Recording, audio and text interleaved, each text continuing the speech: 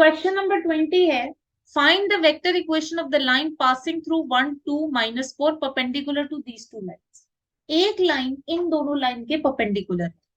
मैंने आपको ये बताया था, अगर एक लाइन दो लाइन के परपेंडिकुलर होता है, if a line is perpendicular to two lines. पहले मुझे ये बताओ, अगर एक वेक्टर दो वेक्टर के परपेंडिकुलर होता है तो हम वो वेक्टर कैसे निकालते हैं? Cross product. If a vector C is perpendicular to A and B, then C is A cross B. Similar is the case with the lines. If a line is perpendicular to two lines, मैंने कहा था जब line के बारे में बात हो तो हम A वेक्टर की बात नहीं करते, हम बात करते हैं B वेक्टर्स की। तो अगर दो लाइंस परपेंडिकुलर हैं तो इसका मतलब जो हमारी वाली लाइन है, that the B of that line is equal to the cross product of the B of the other two lines. तो I can say that B is equal to B1 cross B2। Shivam, B1 क्या होगा इसमें? जोर से बोलना, otherwise मैं भी तुम्हारी स्पीड से बोलने लग जाऊंगी। B1 क्या होगा? 3i cap -16j cap +7k cap. अक्षत, B2 क्या होगा? 3i cap +8j cap -5k cap. ये जो नीचे वाले वेक्टर्स हैं ये इनके बी होंगे। आप लोगों ने क्या ये चेक किया कि न्यूमरेटर स्टैंडर्ड फॉर्म में है कि नहीं? ये बताने से पहले मेरे को चेक किया। जो न्यूमरेटर है वो स्टैंडर्ड फॉर्म में है, तो इसलिए जो नीचे लिखा है वो डायरेक्टली B1 और B2 हो गए। Now use the formula B is equal to B1 cross B2, तो आपका वेक्टर B आ जाएगा। B1 क्रॉस B2 निकालने के लिए डिटर्मिनेंट मेथड लगाएंगे, i cap j cap k cap. 3 -16 7 3 8 -5। Shivam, this is the only reason कि मैं धीरे अपनी कैलकुलेशन करती हूँ, because I can see some of the students copying it from the board. Why don't you solve it yourself?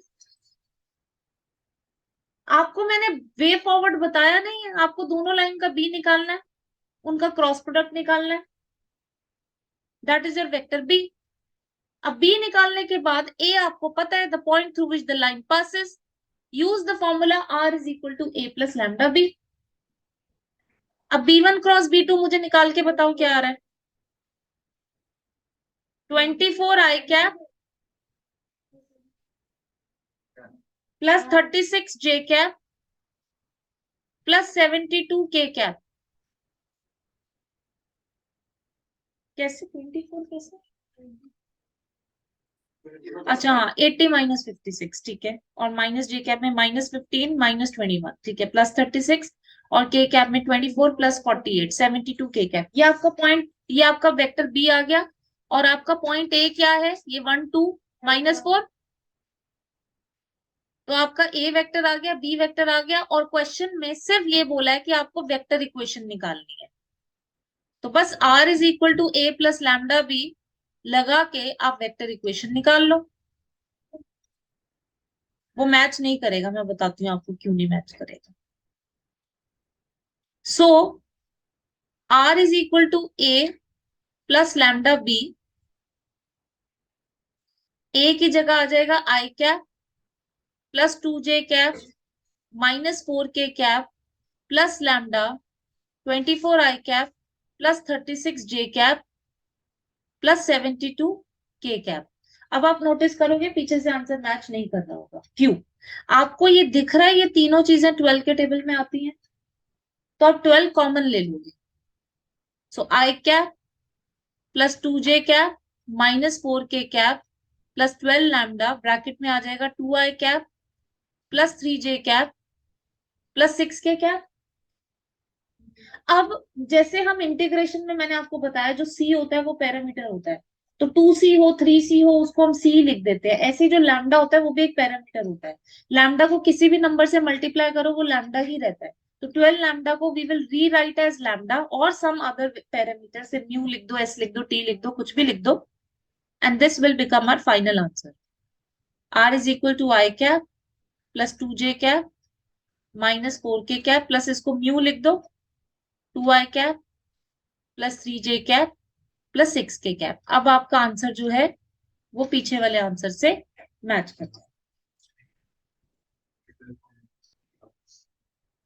ये 12 lambda है ना, lambda एक पैरामीटर है, उसको आप किसी भी नंबर से मल्टीप्लाई करते हो तो वो फिर से पैरामीटर ही बन जाता है। लैम्डा बेसिकली क्या है, आर्बिट्ररी कांस्टेंट है। आर्बिट्ररी कांस्टेंट वो होता है जो कोई भी वैल्यू ले सकता है। लैम्डा की वैल्यू 1 2 3 4 5 6 कुछ भी हो सकती है। It is a arbitrary constant. ठीक है, तो अगर मैं एक कांस्टेंट को एक कांस्टेंट से मल्टीप्लाई करूं, वो फिर से एक आर्बिट्ररी कांस्टेंट बन जाता। तो इसलिए I can rewrite that as mu.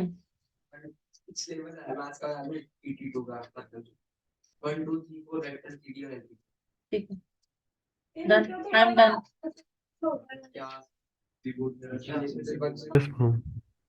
तो आपको ये याद रखना है प्लीज, आपको ये याद रखना है, अगर एक लाइन दो लाइन के परपेंडिकुलर है तो लाइन का b is the cross product of the other two B.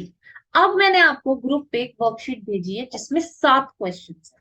ठीक है, जिसमें से दो दो के कॉन्सेप्ट रिपीटेड है। तो फर्स्ट 5 क्वेश्चन है जो हमें करने हैं। आप जब भी एनसीईआरटी करोगे, जब भी 3D रिवाइज करोगे, आप वो 5 क्वेश्चन साथ में रिवाइज करो। ठीक है, वो वर्कशीट मैंने आपको ग्रुप पे भेज दी है, आप खोल लो। ये एक्स्ट्रा क्वेश्चन, ठीक है। क्वेश्चन नंबर 1, मैंने यहाँ पे क्वेश्चन लिखा हुआ है, आप लोग वर्कशीट देख लो। Check whether the lines are parallel और इंटरसेक्टिंग। दो लाइंस दी हैं और आपको बोला check whether the lines are parallel और इंटरसेक्टिंग। भूमिका कैसे करेंगे चेक कि लाइंस पैरेलल है या इंटरसेक्टिंग है? प्रोपोर्शनल। हम ये चेक करेंगे कि B1 और B2 प्रोपोर्शनल है कि नहीं। प्रोपोर्शनल नहीं आया तो हम क्या बोलेंगे? या तो वो स्क्यू है या तो वो इंटरसेक्टिंग है। अभी भी हमारा आंसर नहीं निकला, उसके बाद हम क्या करेंगे वंश?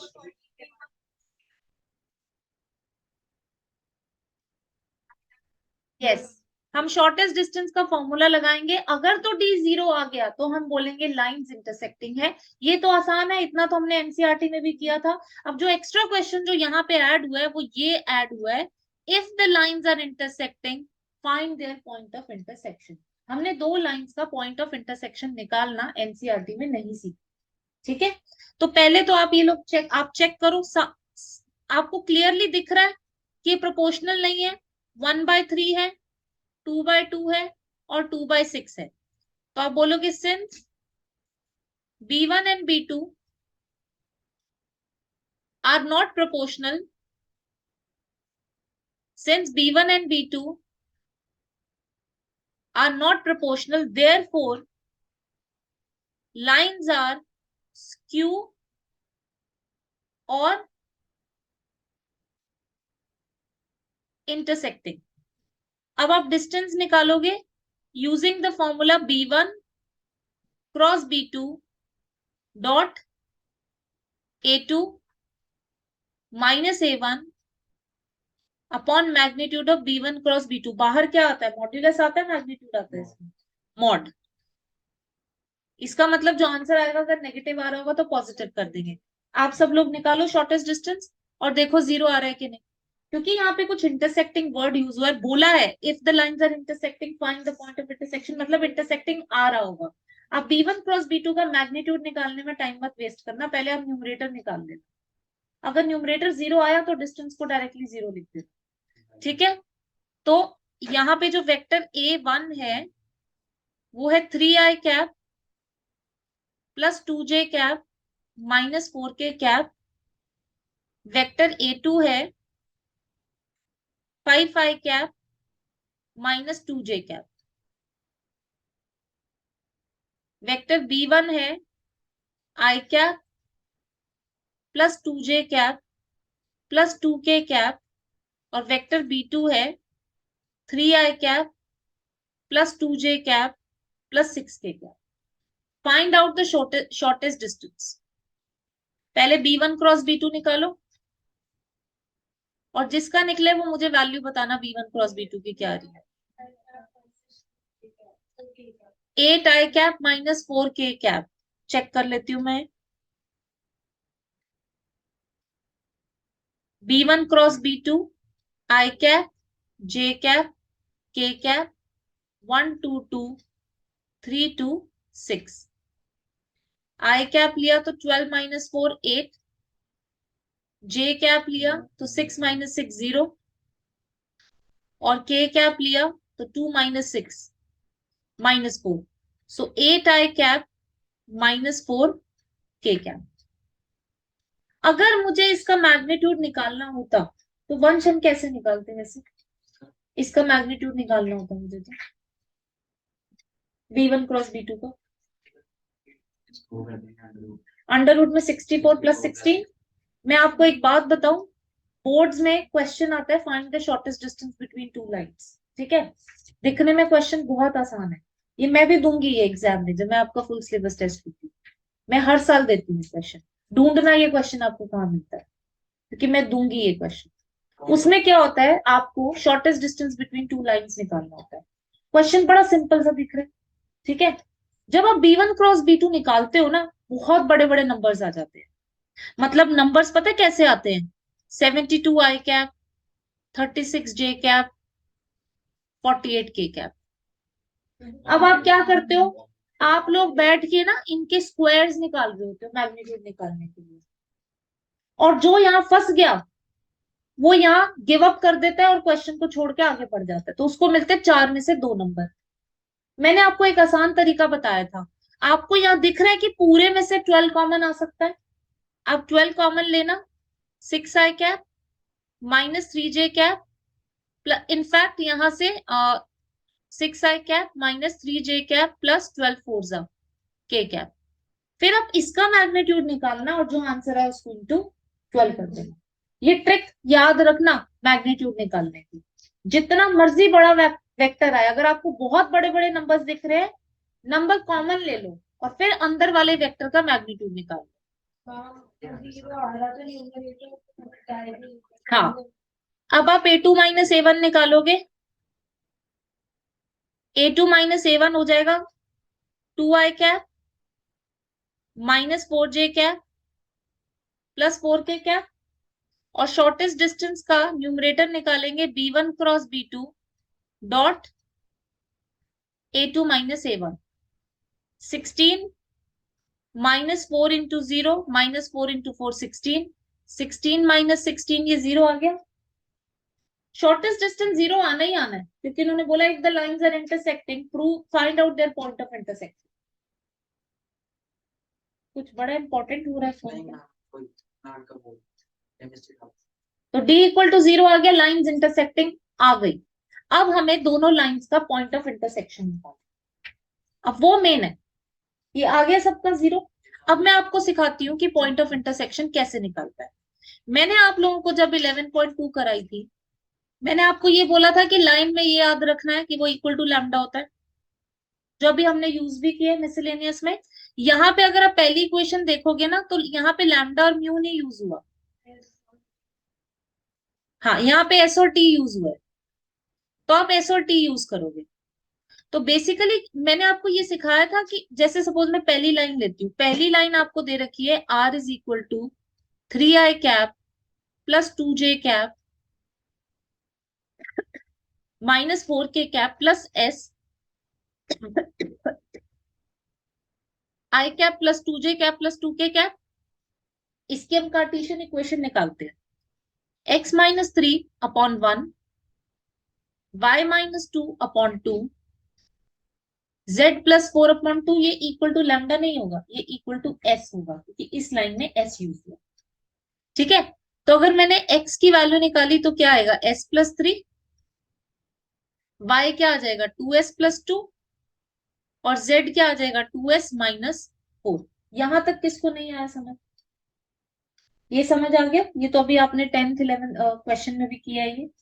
अब इसका मतलब क्या होता है, ये मैंने आपको कल बताया था कि अभी आपने सॉल्व किया, जब आप आए हो ना आपने सॉल्व किया। इसका मतलब ये होता है कि ये सारे पॉइंट्स जो हैं ये लाइन इसी वाली लाइन पे लाई करते हैं। मैं जैसे जैसे एस की वैल्यू चेंज करती जाऊंगी, एस की वैल्यू 1 डाल दी तो एक पॉइंट आ जाएगा, एस की वैल्यू 2 डाल दी एक पॉइंट आ जाएगा, एस की वैल्यू हाफ डाल दी तो भी एक पॉइंट हो जाएगा। इसलिए कहते हैं एस को आर्बिट्ररी कांस्टेंट। ये जो लैम्डा म्यू एस होते हैं ये आर्बिट्ररी कांस्टेंट होते हैं, मतलब इनकी वैल्यू जैसे जैसे चेंज होती जाएगी ये मुझे डिफरेंट डिफरेंट पॉइंट्स देते रहेंगे लाइक।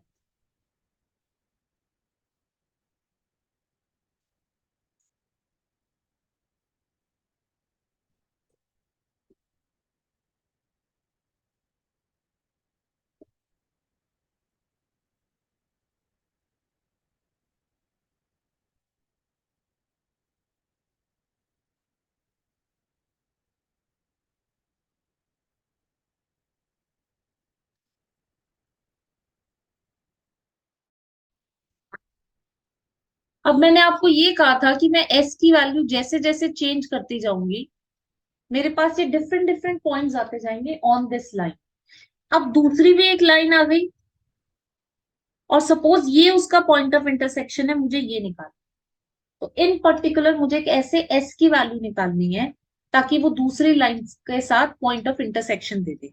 अब हम क्या करते हैं, हम दूसरी लाइन पे जाते हैं। हमारी जो दूसरी लाइन की इक्वेशन थी वो थी r is equal to 5i cap minus 2j cap plus t 3i cap plus 2j cap plus 6k cap. तो इसका कार्टेशियन इक्वेशन क्या हो गया, x minus 5/3 y plus 2/2 z minus 0/6 equal to t।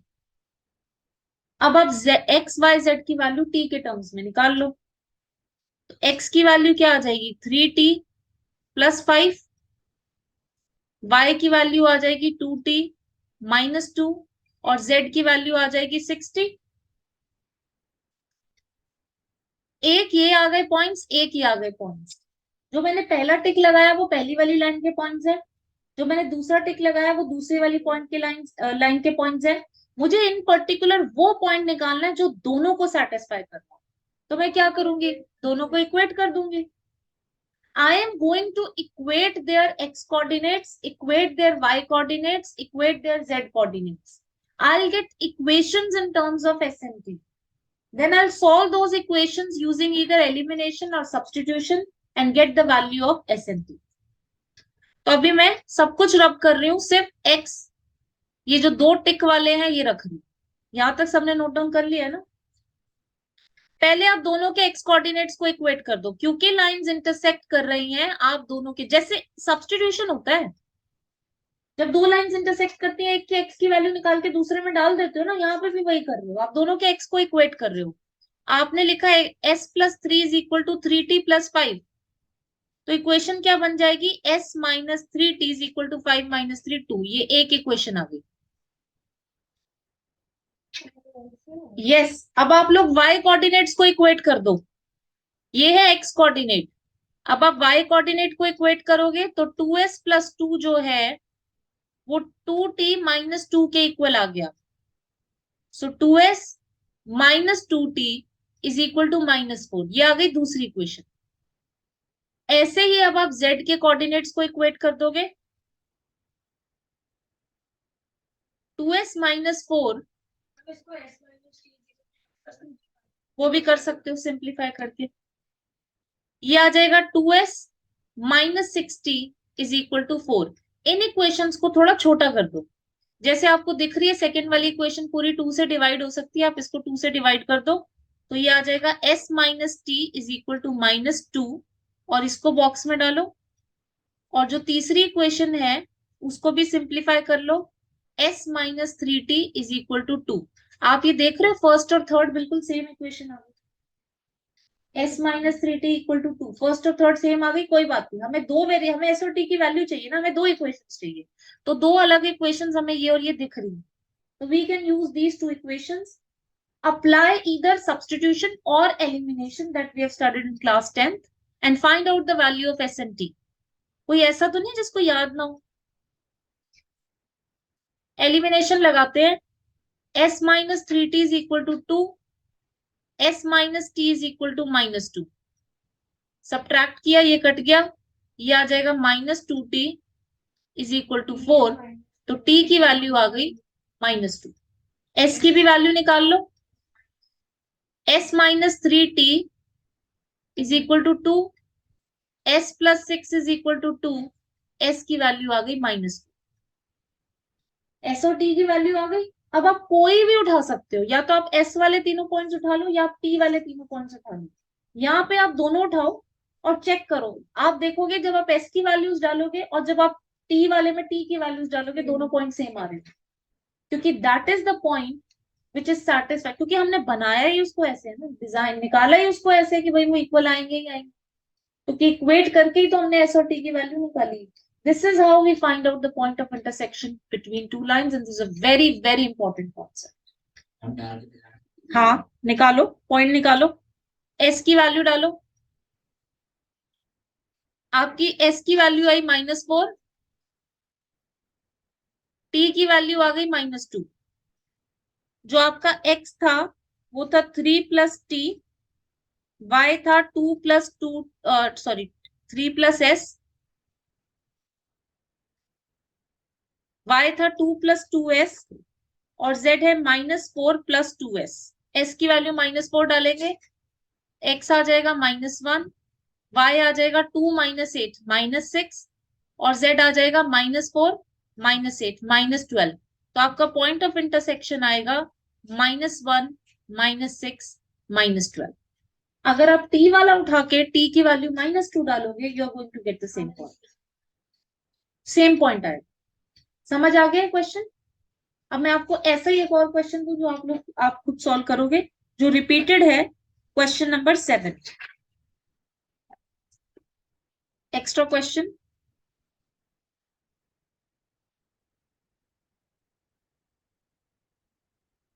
आपको एक लाइन दे रखी है, r = i cap + j cap -k cap + s 3i cap -j cap. दूसरी लाइन दे रखी है, r = 4i cap -k cap + t, और ब्रैकेट में है 2i कैप +3k कैप। इसमें ये नहीं बोला चेक, इसमें बोला show that the lines intersect and also find the point of intersection. तो पहले आपको शो करना है लाइंस इंटरसेक्ट कर रही है, तो आप शॉर्टेस्ट डिस्टेंस आपको निकालना पड़ेगा और प्रूव करना पड़ेगा वो = 0 है। आपको यहाँ क्लियरली दिख रहा है B1 and B2 are not proportional. So पहले आप A1 A2 B1 B2 चारों की वैल्यू लिख लो। A1 हो जाएगा i cap + j cap -k cap, A2 हो जाएगा 4i cap -k cap, B1 हो जाएगा 3i कैप -j कैप, और B2 होगा 2i cap +3k cap. B1 cross B2 निकालो तुम लोग।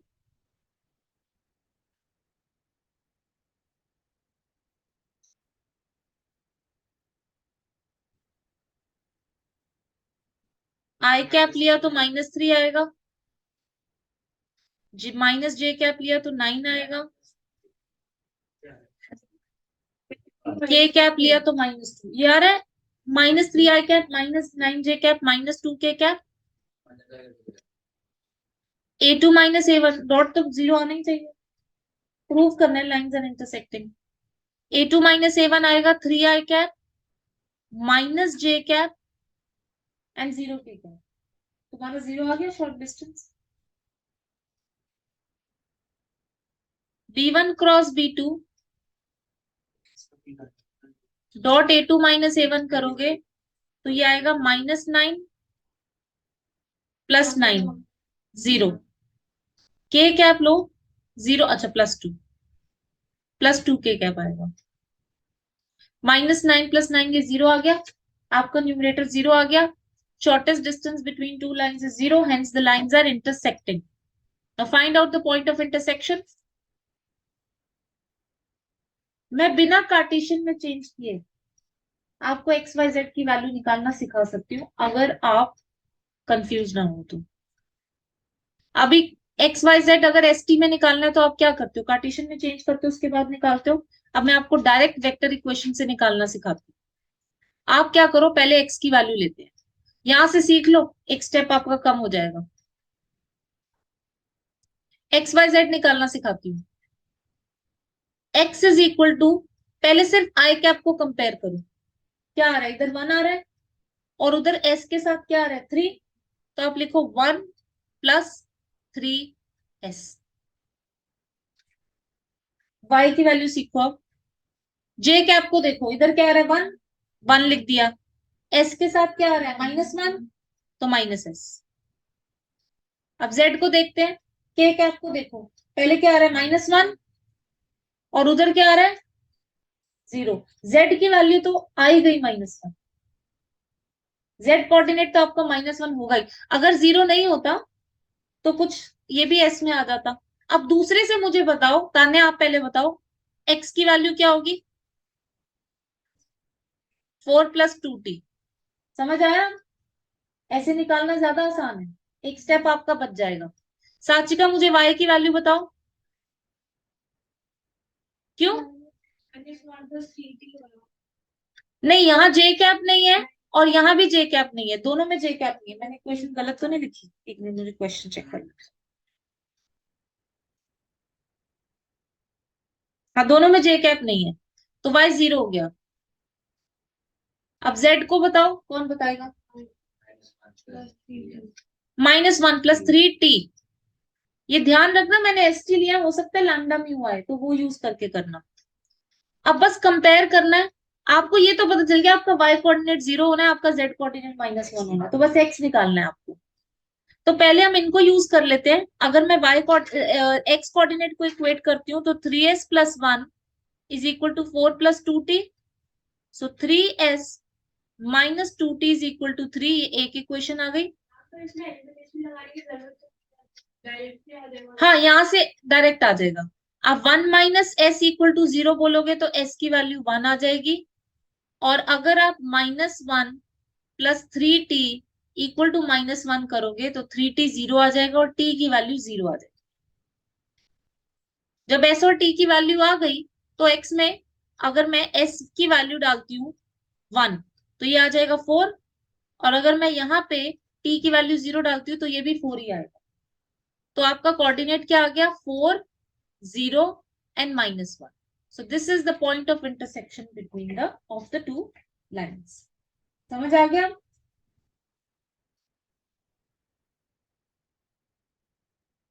अब मैं क्वेश्चन देती हूँ, आप बताना अगर आपको समझ आया है कि आप लोगों के पिछले साल प्री बोर्ड में आए थे कुछ सन सिटी स्कूल में। हाँ, लिखू question.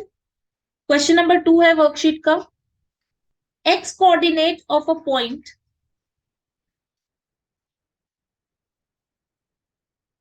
x coordinate of a point नहीं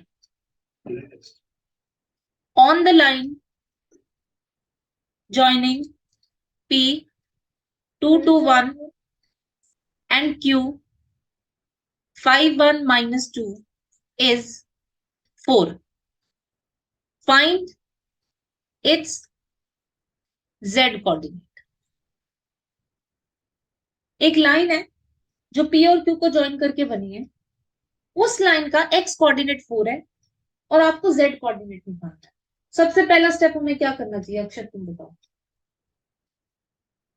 तुम बता दो Jaiveer, what should be the first step? एक लाइन है पॉइंट पी क्यू को ज्वाइन करके बनी है, उस लाइन का एक कोई रैंडम पॉइंट है जिसका एक्स कोऑर्डिनेट 4 है। पहले आप लाइन की इक्वेशन निकालोगे। लाइन 2 पॉइंट से पास कर रही है, पी और क्यू से। तो पी आपने लिया 2 2 1 और क्यू आपने लिया 5 1 एंड -2। इसको ए वेक्टर ले लो, इसको सी वेक्टर ले लो, इक्वेशन निकाल लो। R = a + lambda c - a से। ठीक है? 2i cap + 2j cap + k cap + lambda 5 - 2 आ गया 3i कैप, 1 - 2 आ गया -j कैप, -2 - 1 -3 k कैप। अब इन्होंने बोला है कि इस लाइन पे पॉइंट है जिसका एक्स कोऑर्डिनेट 4 है। हमें एक्स वाई जेड तीनों निकालने आते हैं, बिना कार्टेशियन में चेंज किए मैं एक्स वाई जेड की वैल्यू निकाल सकती हूँ। आशना मुझे एक्स की वैल्यू बताओ क्या आएगी? 2 + 3 लैम्डा। अक्षत मुझे वाई की वैल्यू बताओ क्या आएगी? 2 - लैम्डा ना, यहाँ जे कैप के साथ माइनस साइन। तान्या जेड की वैल्यू बताओ क्या आएगी? 1 - 3 लैम्डा। ये एक्स वाई जेड कोऑर्डिनेट आ गया। अब आपको क्या बोला है कि एक्स कोऑर्डिनेट 4 है और जेड कोऑर्डिनेट की वैल्यू निकालनी है। तो अगर x कोऑर्डिनेट 4 है, आप x को 4 यूज कर लो, इससे लैम्डा आ जाएगा, z में डाल देना, आपका z कोऑर्डिनेट आ जाएगा। So 3 lambda plus 2 is equal to 4, 3 lambda is equal to 2, lambda की वैल्यू आ जाएगी 3/2। सिर्फ z कोऑर्डिनेट और पूछा है 2/3, सिर्फ z कोऑर्डिनेट और पूछा है तो उसमें आप डाल दो, z की वैल्यू आ गई 1 - 3, लैम्डा की जगह आप डालोगे 2/3, 3 से 3 कट गया, 1 - 2, तो आप बोलोगे उस पॉइंट का जिसका x कोऑर्डिनेट 4 है, उसी पॉइंट का जो z कोऑर्डिनेट है वो -1। समझ आ रहे हैं आपको ये क्वेश्चंस? ये क्वेश्चंस एनसीईआरटी में नहीं है, बट ये लास्ट 10 ईयर के बोर्ड पेपर के क्वेश्चंस। ये कॉन्सेप्ट्स हैं जो मैंने आपको 7 क्वेश्चंस भेजे हैं, इसमें 5 कॉन्सेप्ट्स हैं। आप बस ये 5 कॉन्सेप्ट्स कर लोगे तो नंबर्स चेंज करके आ जाए तो कॉन्सेप्ट्स तो आते ही है ना आपको, कॉन्सेप्ट समझ आना चाहिए बस। इन क्वेश्चंस को बार बार करना, क्योंकि ये है एक्चुअली जो बोर्ड्स में आते। इस बार क्योंकि प्लेन पूरा कट गया है, सिर्फ लाइन आ रही है, तो वी डोंट नो कि किस लेवल ऑफ लाइन पूछा जाए। तो एनसीईआरटी में बहुत ही बेसिक लेवल है ऑफ लाइन, हम थोड़ा एडवांस लेवल करें, ठीक है। नेक्स्ट क्वेश्चन, जो क्वेश्चन नंबर 3 और 4 है ना, actually these are very important question, but वो मैं अभी आपको नेक्स्ट क्लास में कराऊंगी। अभी हम क्वेश्चन नंबर 5 करेंगे इसी वर्कशीट का। क्वेश्चन नंबर 5 है, find the point on the line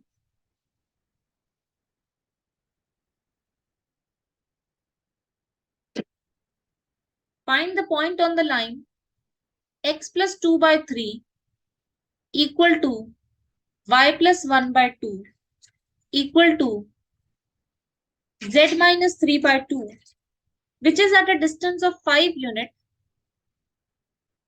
at a distance of 5 unit from 1 3 3। हमने इस क्वेश्चन को पहले विजुअलाइज कर लेते, विजुअलाइज करोगे तो आसानी होगी। ये आपकी एक लाइन है जो आपको दे रखा है, जो आपको जिसकी इक्वेशन आपको दे रखी है। अब इन्होंने बोला है इस लाइन पे एक पॉइंट लाई कर रहा है, सपोज वो पॉइंट ए है जिसके कोऑर्डिनेट हमें निकालना है। इस पॉइंट का ये जो पॉइंट पी है विच इज 133, इससे जो डिस्टेंस है वो 5 यूनिट्स है, मतलब आपको एपी दे रखा है 5 यूनिट्स, आपको ए के कोऑर्डिनेट्स निकालने, ठीक है। कैसे कर सकते हैं? शॉर्टेस्ट डिस्टेंस 5 दे रखा है, शॉर्टेस्ट डिस्टेंस होता है परपेंडिकुलर डिस्टेंस। यहाँ पे हमें ये नहीं बताया कि एपी इस लाइन के परपेंडिकुलर है कि नहीं। इसमें लैम्डा 5 है, नहीं बिल्कुल नहीं है। डिस्टेंस फॉर्मूला लगाएंगे, डिस्टेंस फॉर्मूला आता है, 10th में भी पढ़ा था, 11th में भी पढ़ा था, √x2 - x1 का whole square plus y2 - y1 का होल स्क्वायर। तो एक पॉइंट तो हमें पता है 133, दूसरा पॉइंट हम निकाल लेते हैं लैम्डा के टर्म में। तो आप ये बोलोगे कि x + 2/3 equal to y + 1/2 equal to z - 3/2, इसको आपने ले लिया इक्वल टू लैम्डा। तो x की वैल्यू क्या हो गई 3 लैम्डा - 2, y की वैल्यू हो गई 2 लैम्डा - 1, z की वैल्यू हो गई 2 लैम्डा + 3। मैंने आपको क्या कहा था, ये जो पॉइंट्स होते हैं जैसे जैसे लैम्डा की वैल्यू चेंज होती जाती है, ये पॉइंट्स अपनी पोजीशन चेंज करते रहते हैं। तो ए के भी कोऑर्डिनेट्स यही होंगे, लाइन पे कोई भी पॉइंट लाया करेगा उसके कोऑर्डिनेट्स यही होंगे, बस हर पॉइंट के लिए अलग वैल्यू ऑफ लैम्डा निकलेगी। तो मतलब ये जो कोऑर्डिनेट्स मैंने निकाले हैं ये ए के ही कोऑर्डिनेट्स, राइट। तो अब ए के कोऑर्डिनेट्स ये हो गए, पी के कोऑर्डिनेट्स हमें पता है और डिस्टेंस ए पी हमें पता है 5 यूनिट्स है, तो हम डिस्टेंस फॉर्मूला लगा देंगे। डिस्टेंस फॉर्मूला लगाएंगे, √x कोऑर्डिनेट्स को सब्ट्रैक्ट करो, 3 लैम्डा - 2 और इसका आ गया 1 का whole square, plus y coordinate लिया 2 लैम्डा - 1 और इसका y कोऑर्डिनेट -3 का whole square, plus z 2 lambda + 3 -3 का होल स्क्वायर, और इसकी वैल्यू हमें दे रखी है 5। समझ आया question? any point on the line we can find out using lambda. Distance of this point was from the point P was given to us as 5 units. तो जो लैम्डा के टर्म में हमारा पॉइंट आया उसको हम x1 y1 z1 ले लेते हैं, दूसरा हो गया x2 y2 z2, and now we have applied distance formula to find out AP. अब हम क्या करेंगे, स्क्वायरिंग बोथ साइड्स करेंगे और पूरा एक्सपैंड करके हम लैम्डा की वैल्यू निकाल लेंगे. वो लैम्डा की वैल्यू हम x y z में डालेंगे तो हमारा पॉइंट A के कोऑर्डिनेट्स आ जाएंगे. पूरा एक्सपैंड करो इसको.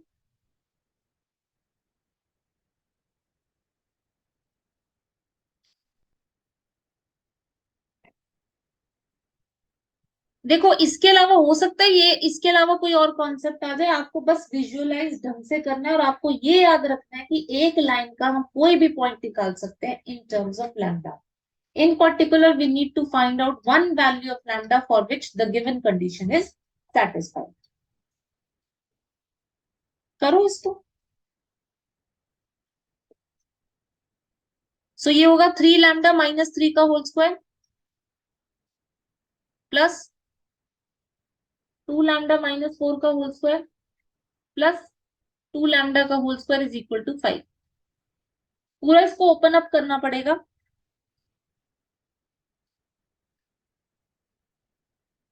और squaring both sides. Squaring both sides करेंगे तो लेफ्ट हैंड साइड से अंडर रूट चला जाएगा और राइट हैंड साइड पे 5 का स्क्वायर आ जाएगा 25.